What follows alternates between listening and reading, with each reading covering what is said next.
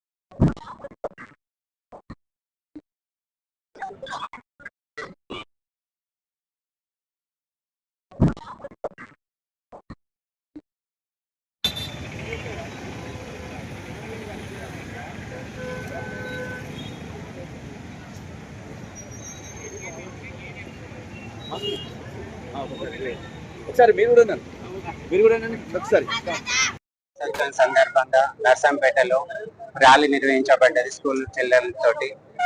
So ఇది ఏంటంటే every year మనం చూసుకున్నట్టయితే యాక్సిడెంట్ రేట్ అనేది పెరుగుతున్నది.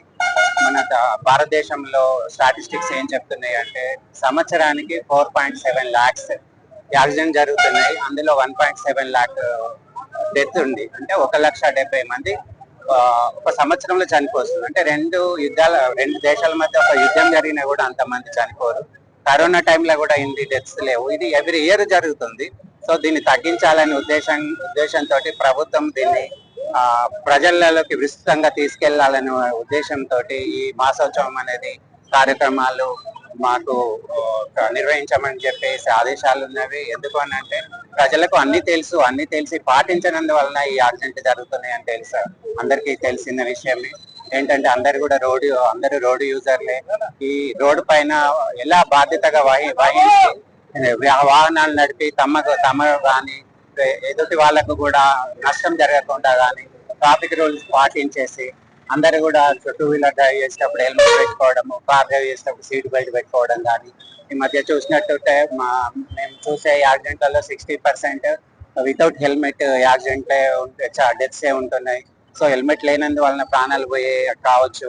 మద్యం సేవించే వాహనాలు నడుపుట్లా కూడా యాక్సిడెంట్ జరగడం తోటి డెత్ అయిన సంఘటనలే జరగచ్చు.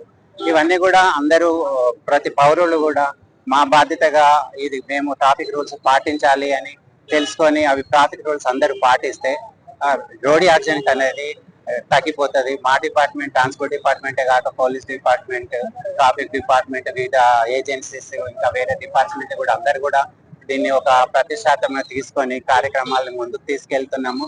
ప్రజలు కానీ మీడియా ద్వారా కూడా మీ అందరికి విజ్ఞప్తి చేసేది ఏంటంటే ఈ ప్రోగ్రామ్స్ అనేది అవేర్నెస్ గురించి ఎక్కువగా మీరు పబ్లిసిటీ చేసి ప్రజల్లో మార్పు రావాలని మీరు చాలా అంటే మాకంటే ఎక్కువ మీ పైన బాధ్యత ఉంటుంది. మీరందరు ప్రజలకు తీసుకెళ్తారని ఆశిస్తున్నాను. Thank you.